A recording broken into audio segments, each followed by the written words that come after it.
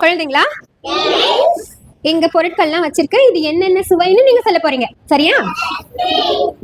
முதல்ல வெல்லம், சர்க்கரை. என்ன சுவை? எல்லாருக்கும் பிடிக்குமா? அடுத்ததா புளி, எலுமிச்சை பழம். எப்படி இருக்கும்? அப்படியே புளிப்பு. எலுமிச்சம்பழத்தை வச்சு என்ன செய்யலாம்?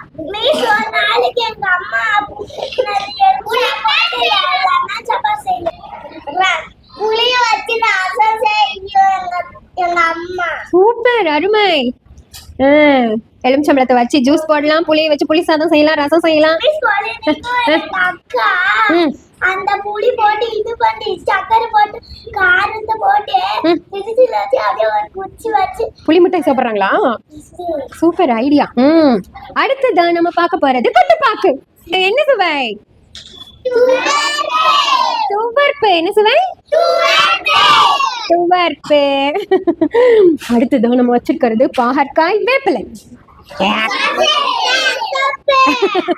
பாகற்காய் யாரெல்லாம் சாப்பிடுவேன் ரொம்ப நல்லா? கை தூக்குங்க. எல்லாருமே பிடிக்குமா பாகக்காய்? பாகக்காய் சாப்பிட்டா வயிற்றுல இருக்கிற பூச்சி புழு எல்லாமே இறந்து போயிடும், வயிறு சுத்தமா இருக்கும். பாகக்காய் அடிக்கடி சாப்பிடணும். போச்சா? மிஸ்ஸுக்கு பிடிச்ச சாப்பாடு எது சொல்லுங்க பார்க்கலாம். காய். பாகற்காய். மிஸ்ஸுக்கு பிடிச்சது என்னது? சரி, விடுங்க விடுங்க, அதை கசக்காதீங்க. அடுத்ததான் மிளகாய். மிளகாய் என்ன சுவை? காரம். உப்பு. உப்பு துவர்ப்பு. உப்பு என்னது? உப்பு துவர்ப்பு இல்ல, உப்பு உவர்ப்பு.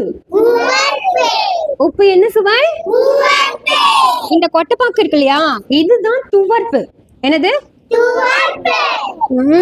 வாழைப்பூவு இதெல்லாமே துவர்ப்பா இருக்கும். இந்த உப்பு வந்து உவர்ப்பா இருக்கும். உப்பு